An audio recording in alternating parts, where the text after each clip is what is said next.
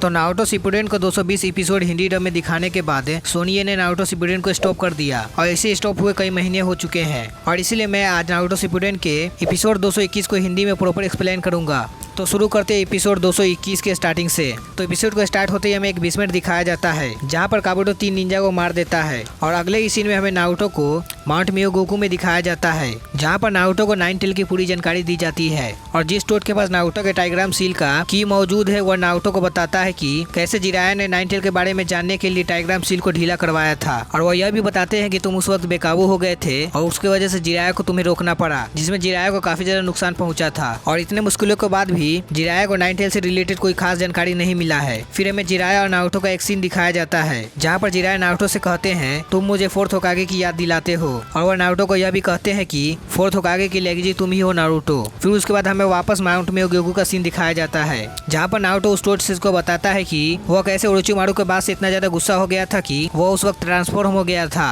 और captain Yamato ने उसे कंट्रोल में लाया था और वह यह भी बताता है कि वह जब पेन से फाइट कर रहा था तब वो 9 टेल के सील को ओपन ही करने वाला था पर फोर्थ होकागे ने उसे रोक दिया और ऐसे ही हमें काफी सारे पास्ट सीन दिखाए जाते हैं। और उसके बाद वह टोड जिसके पास नारुतो के टाइग्राम सील के की होता है वह नारुतो के अंदर चला जाता है और माउंट मियोगोकू के जो चीफ टोड होते हैं वह एक भविष्यवाणी करते हैं और नारुतो को कहते हैं कि तुम एक दिन ऑक्टोपस से मिलोगे और वो ऑक्टोपस तुम्हारी मदद करेगा। और अब हमें नेक्स्ट सीन दिखाया जाता है जहाँ पर काबुटो और टोबी आमने सामने होते हैं और यहाँ पर काबुटो रीएनिमेशन जुत्सु का इस्तेमाल करता है और वहाँ पर कुछ अकात्सुकी मेंबर को समन करता है और काबुटो टोबी को भरोसा दिलाते हुए कहता है कि मैं तुम्हारे सेना में शामिल होना चाहता हूँ। तब टोबी काबुटो से कहता है कि इससे मेरा क्या फायदा होगा और काबुटो उसी वक्त एक और रीएनिमेशन जुत्सु करता है और एक और इंसान को समन करता है जिसे देखकर एक पल के लिए तो टोबी भी घबरा जाता है मानो जैसे कि उसके होश ही उड़ गए हो। लेकिन हमें उस एपिसोड में उस इंसान को प्रॉपर नहीं दिखाया जाता है कि वह आखिरकार कौन था। पर नारुतो फैंस यहाँ पर समझ गए होंगे कि काबुटो ने आखिरकार किसे समन किया था कि टोबी भी घबरा गया था। तो अब हम थोड़ा सा उन अकात्सुकी मेंबर का नाम जान लेते हैं जिसे काबुटो ने समन किया था। तो पहला इटाची, सासुरी, दोएदरा, कागजू और नागोटो हैं जिसे काबुटो ने ओबिटो के सामने समन किया था। और अब तुम यह बताओ कि काबुटो ने किसे समन किया था कि टोबी भी घबरा गया था। तो बिना टाइम वेस्ट किए हम एपिसोड को कंटिन्यू करते हैं। तो यहाँ पर काबुटो यह कहता है कि मैं तुम्हारी सेना में शामिल होगा वो भी इन सभी के साथ, लेकिन मेरी एक शर्त है। तो टोबी काबुटो से पूछता है कि तुम्हारी क्या शर्तें हैं। तो काबुटो यह कहता है कि मुझे इसके बदले में सासुके उचिहा चाहिए। तो टोबी पहली बार नहीं मानता है लेकिन वह भी एक शर्त रखता है कि जब तक हम जीत नहीं जाते तब तक मैं तुम्हें सासुके उचिहा को नहीं दूंगा और काबुटो इस बात पर राजी हो जाता है। फिर हमें अगला सीन दिखाया जाता है कि हिडन लीफ के निंजास